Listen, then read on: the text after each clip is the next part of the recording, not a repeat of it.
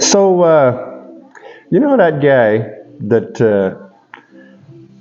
around a fire, whether you're at a campfire camping or it's a backyard fire or what, there's always that one guy, around a fire that he's running from the smoke and the smoke's chasing him. And he's running, he's moving all night long trying to get away from that smoke. And it's not just chasing him. The smoke is in his face and it's where he's going. And everybody else is just sitting there watching the guy move around. And the smoke's on him. All night long, the smoke's on him. I'm that guy. I'm that guy who's trying to move around all night. And you know what my smoke is? It's dodges.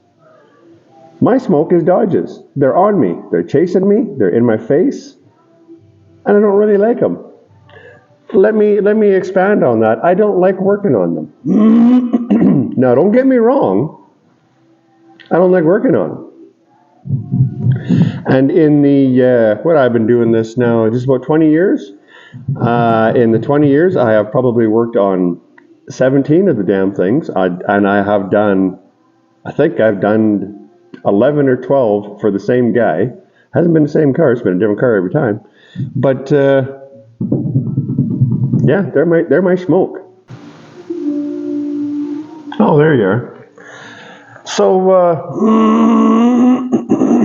remember, if you ever watch any of my videos, I had a cold for like the last couple of videos. It's hanging in there. It's hanging on to me like a damn Dodge. Am I standing too tall? Do I need to lean over so you can see me? Here, how's that? There's the posture, hey? Bump. So, this actually is kind of a spiffy little Dodge. You don't see this very often, hey? These collection of pillars. Look at them all. Just look at. There's 3. See how many fingers it takes to touch those pillars?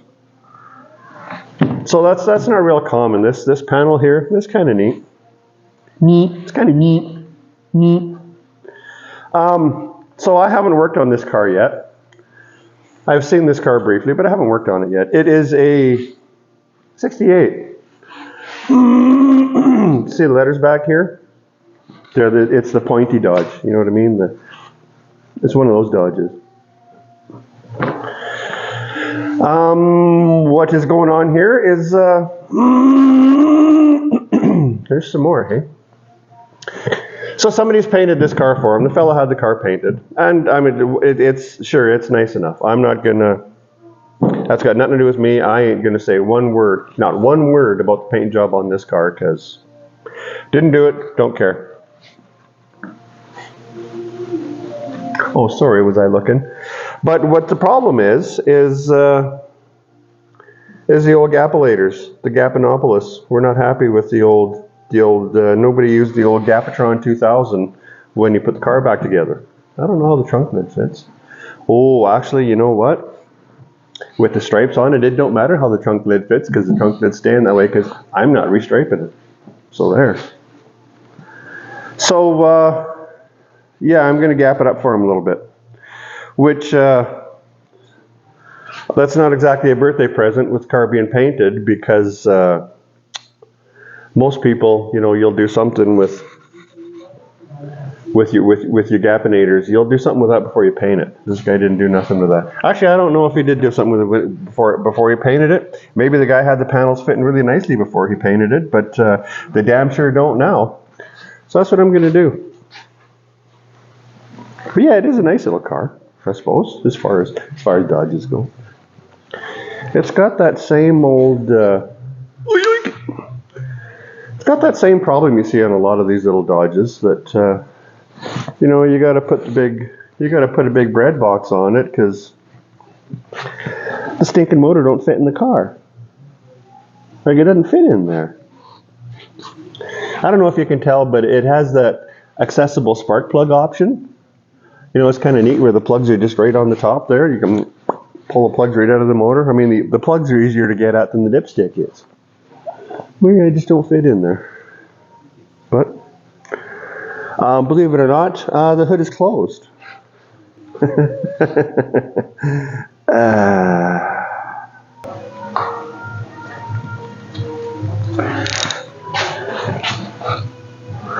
If you're going to gap ties any vehicle, I don't care what kind of a vehicle it is, any kind of vehicle that you want to gap ties.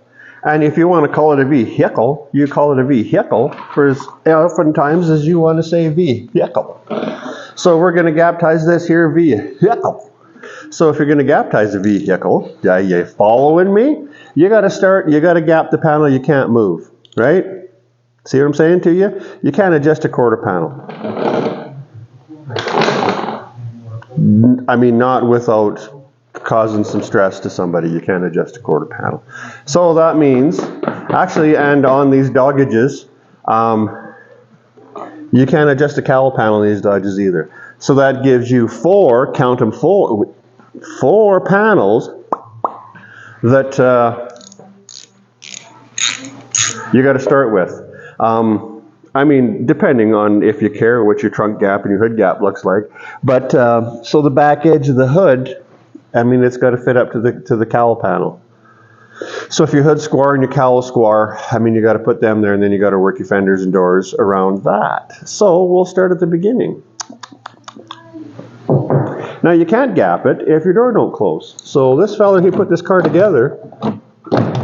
I mean, the door catches on the safety, that's it. It's not double latching. We don't got the double latch. So that's where we'll start. Okay, now when you're setting your doors up, or what do they call these in Europe? Your wings? Are these the wings? No, these aren't the wings. I think fenders are the wings. Whatever. Doesn't matter. When you're setting your doors up, now this door's hanging out at the bottom there. See that? Can you see that? Can you see that? It's hanging out at the bottom, but it's not bad at the top. Now we are also reasonable with the rocker at the bottom. Because normally, if your door's hanging out at the bottom, then what you got to do is you got to go to your front door hinge and you got to pull the bottom of that door in. Now, when you pull the bottom of that door in, where your latch is here on your catcher, it's going to pivot. You know what I'm saying to you? If you don't have a latch in there, it's not going to pivot. You're going to pull the door in, and that's all that's going to happen is the door is going to go in, and you're done. But if you have that latch in, and the thingamawhat's this hoodjamafuzz in there, well, when you pull the door in, the door is going to pivot. So when you pull that bottom in, it's going to bring this top out. Because did you hear me say it's going to pivot? So it's going to bring that top out. So just keep that in mind when you're trying to set your door up. Because here, so what I might do here, you know, we're out of the rocker a little bit back there, but it's okay up here. So what I will do in that case is the same will happen at the opposite end. If I pull the top out a little bit, well, the bottom's going to go in a little bit, but I'll have to move the whole door in. It's hard to explain why that's going to happen, but that's what's going to happen. I already know that's what's going to happen.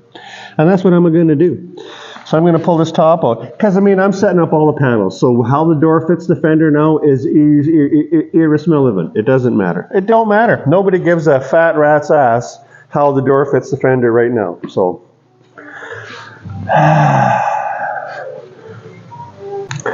here's a little gizmo thingamabout, which is hoodjamafuzz that I got. I don't know where I bought it from. You ever see one of these dealios for sale? You should get one.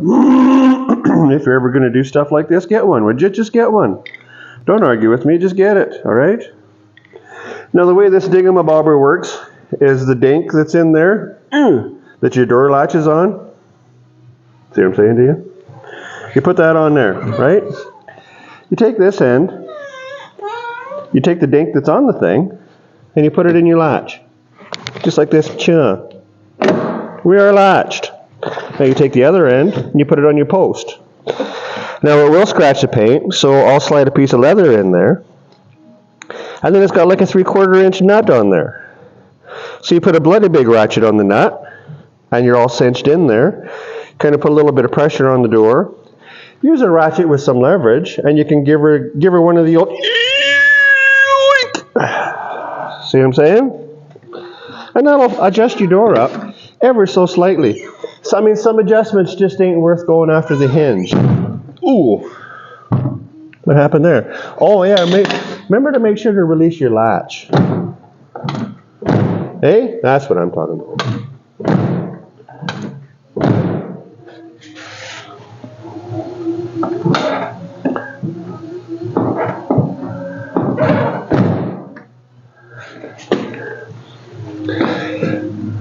And another thing, if you don't do that, I mean, I don't know if you know this stuff. Maybe you know this stuff. Maybe I'm just talking through my hat.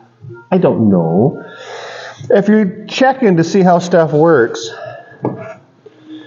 keep your thumb on the button, okay?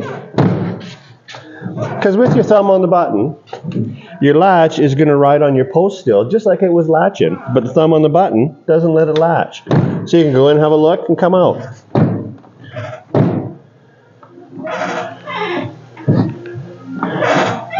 And it's telling me that my post is up a little too high.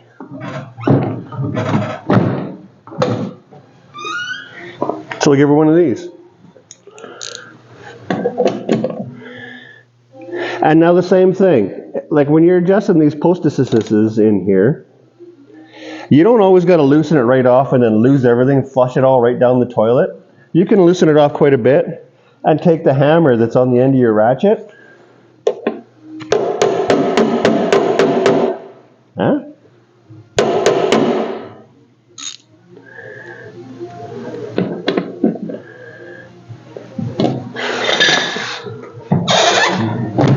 Oh yeah. See what I'm saying to you?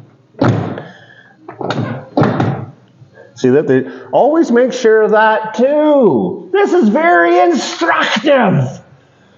Make sure you get your safety. See, because like I said, when this thing come in here, when you close the door closed, but it was only closing on the safety. It wasn't double latching. You didn't get the old double latch. There's your safety. There's your latch. And this is how you want a door to close.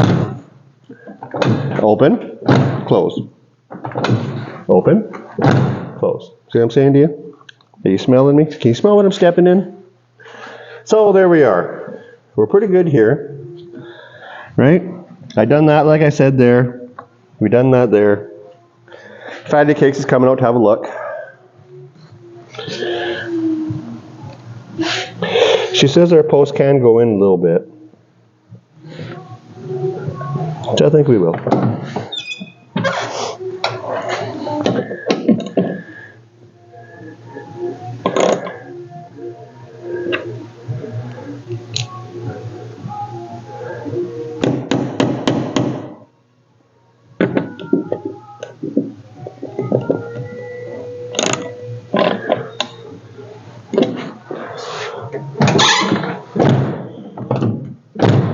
Oh yeah.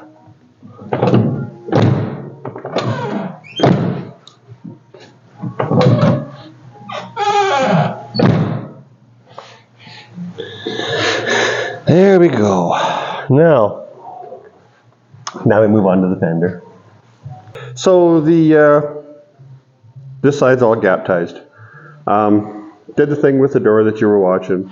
The fender, I didn't really show much of it, but it was a bummer. As you can see by my tray of shims down there. Bummer. Just like. I have taken these cars apart, where I've been the first guy to pull the panels off, and they fit pretty good. And the gaps are always tighter than this. I don't know how you do that. Hey, look at me. I don't know. Don't look at me.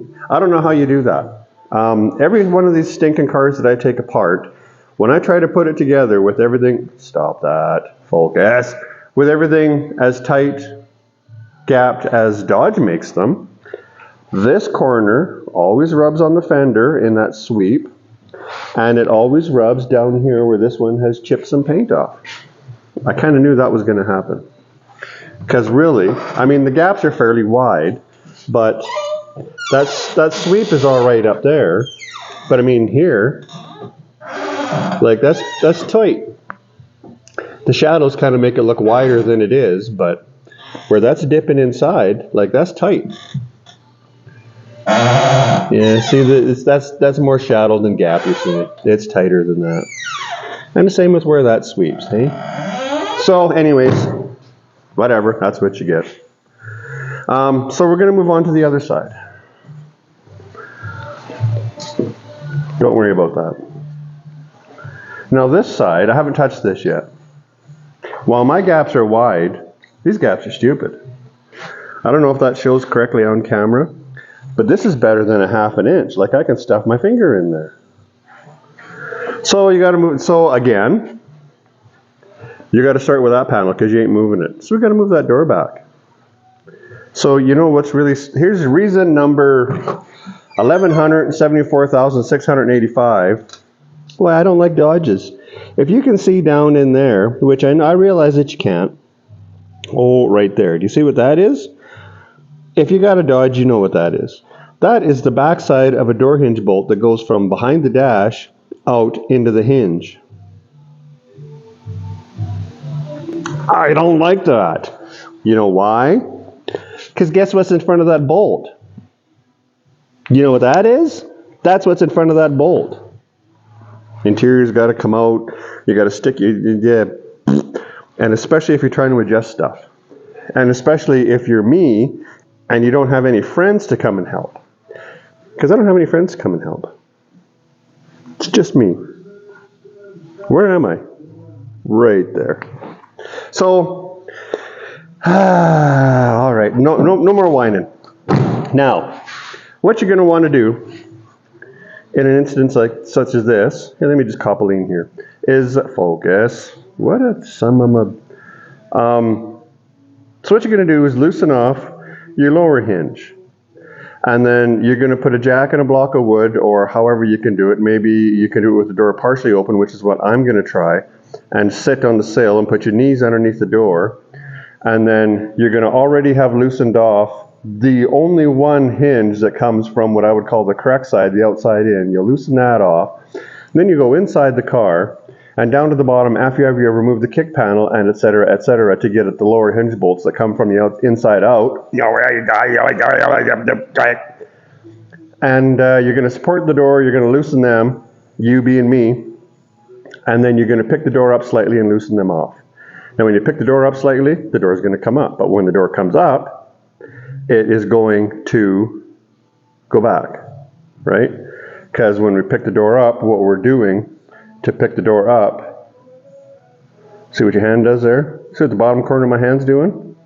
So as I pick the back of the door up, it's sliding that bottom hinge forward, or rearward, sorry, towards the back of the car. So you pick the back of the door up, the hinge slides forward. Leave your door out of alignment.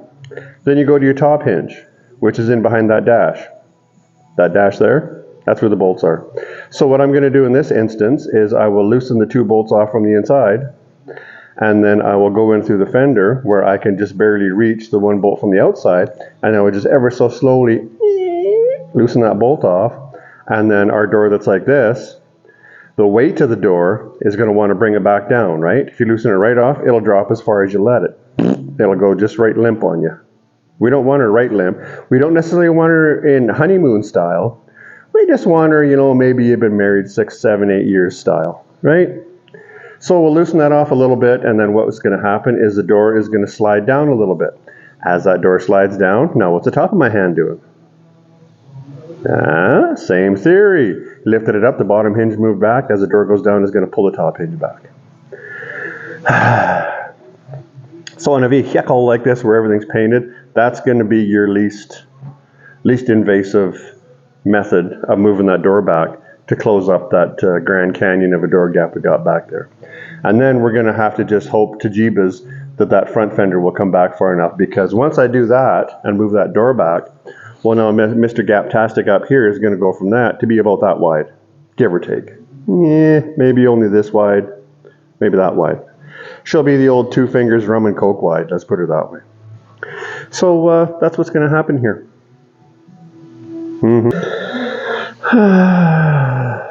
So let me just bring you up to speed on what's going on here. I paused the video there for a little bit, and it has been almost an hour since I hit pause. This is putting up far more of a struggle than it needs to. Actually, you know, I suppose it is putting up as much of a struggle as it needs to, and more. Now, what I have done here is one of the complications that I haven't ran into before, because I haven't had to do this on one of these particular cars with this guy right, see this guy right, with as much as I want to tighten up this door gap, it means that this door has to come up a long ways to tighten that up so that I can again drop it to tighten that up. When I bring it up as far as I would like to, this does not clear this If it was a hard top, I'd be doing this with the glass down. Set the door up, and we'd be done. We are not done. So, I've had to inch it to the point of where it doesn't want to inch anymore. One of the reasons it doesn't want to inch anymore is when Dodge puts these Geasley things together, they have great big adjustment holes in the hinges and in the door.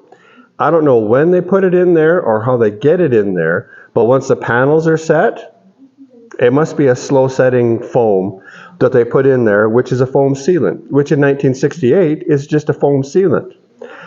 In 2024, it is clay in those holes. So that kind of stops your adjustment because you have a big square hole and a bolt through it surrounded by clay that's sandwiched in between a bolt washer and a hinge on a painted vehicle.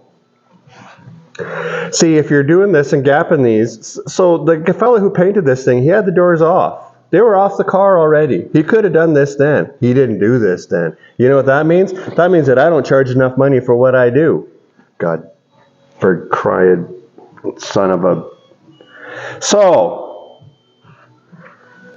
to get to it, what I have now is I have some wood, and it is braced on the inner frame of the door. Don't just put it on the bottom lip of the door because you're going to bend that bottom lip in, and it's kind of shiny. We don't want to bend shiny lips. So it's on the inside of the door. When you try to jack up the door, it's not all squared up in there. So when you try to put pressure on the door tries to spit the jack out from underneath it. If you've ever done this before, you know exactly what I'm talking about. So I now have a ratchet strap latched into the door latch, and it is going through the car to the open door on the other side, and it is hooked to the post to the other side. So now that is going to endeavor to keep the door from swinging open as I jack the door entirely too high. My two bolts on the inside are loose. I believe that my bolt on the bottom is still tight. So I have some tension on it, thusly. So I'm going to loosen that bolt off, and then I'm going to jack it up a little bit, and then it's hard to tell with the door open. So when I think that it's ridiculous, then I'm going to tighten that bolt up. Then I'm going to go in there and I'm going to crawl across the car on the inside, and I'm going to tighten the inside bolts up. Then I'm going to let the jack down, then I got to take the ratchet strap off. If you have to get this complicated in doing this, take that post out of the jam, because that's going to get in your way time after time after time. So just get it out of there. Get it, you're out of here. All right. Oh, and another thing that's awesome about doing this today is I'm suffering with one of them occupational thingamabobs today. The old bum knee is being a bummer. And this is a lot of up and down for a bum knee. And for having a bum on my knee, it's not a nice bum on my knee. It's not one of them nice apple round apple bottoms, whatever you want to say. That's not the kind of bum I got on my knee. I got the kind of bum on my knee nobody wants to look at. So, see that moving? And you got to be careful that you don't get on the paint down here. I ain't got but 3/16 of an inch between that and the coat of panel. Now I can hear stuff moving.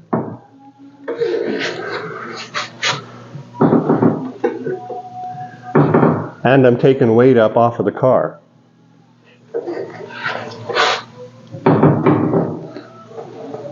Now I think we're beyond up there.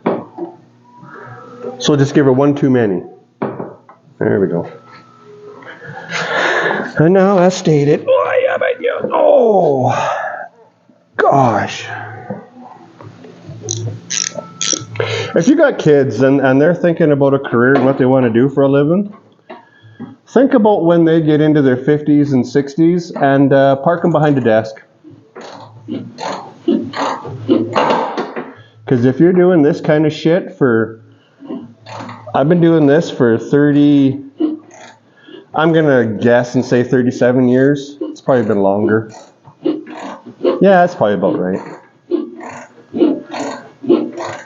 And of course, when I started doing it, I was a lot younger, so you don't worry about stuff. You don't worry about your joints, about your knees, about your elbows, about your everything else. That's tight. Now, when you're adjusting this stuff, on these kinds of hinges like this, because the hinge is fairly long going onto the body, and it's got 3 bolts. to gauge where you're at, tighten up all your bolts, because as that hinge comes tight to the body or spreads away, it's going to move the door. So you can't judge where you're at if your hinge isn't where it's got to be. So tighten up all your bolts, which is sweet. Pretty sweet. Oh, gosh. So now I get to go in and climb across the seats with the bum on my knee. Here I am. For crying out, Flavin. Oh, yeah. Oh, yeah. Yeah. Oh. Can you see me? Who cares, right? Should have an air ratchet in here, you know. Oh, yeah. All right. Cut, he says, that's a wrap. She's wrapped. So, it was actually quite a long, arduous procedure, but remember before, I could stick my finger in there. I think I cut that gap probably in half. We got body lines, we got gaps. Up here, ditto. We got body lines, we got gaps. Pretty even gap. Nice little wheel there. The hood, it's a little tough to do something with it because that's a metal hood and they cut a big hole in it for that scoop. So, I mean, compared to what it was when it came in, like it fits. And it's closed and it's latched. And over here, same. Gaps, body lines, patty cakes. Gaps, body lines. Remember that. So there it is. Like I said, always with the Dodges. All I got to do is I'm just gluing a weather strip in there. I hate Dodge stinking glued in some of my bitch weather strips. Like, everybody else out there on the face of the planet pretty much has a nice little trough. You know, a little welded in around there, and you can glue the weather strip in, but then you go around and you go and push it into that trough, and it holds it in place. And then you slam the trunk lid, kabam, and then you're done. Not Dodge. So, anyways, like I said, that's the old Rapinator. I didn't bother getting into the fenders and the hood, because what's the matter with you? Because it's just a matter of, you unbolt it, you move it, you bolt it up. You loosen it, you move it, you tighten it. You loosen it, you move it, you tighten it, you tighten it, you loosen it, you move it. So, I mean, whatever. That's nauseating. But, so there's a little tidbit on what you kind of need to do to adjust doors up. So, yeah, there you go for all the Dodge guys out there that have noticed that my channel is primarily Dodges. Well, there's another one for you. Like I said, that's it. Wrap, hold, cut.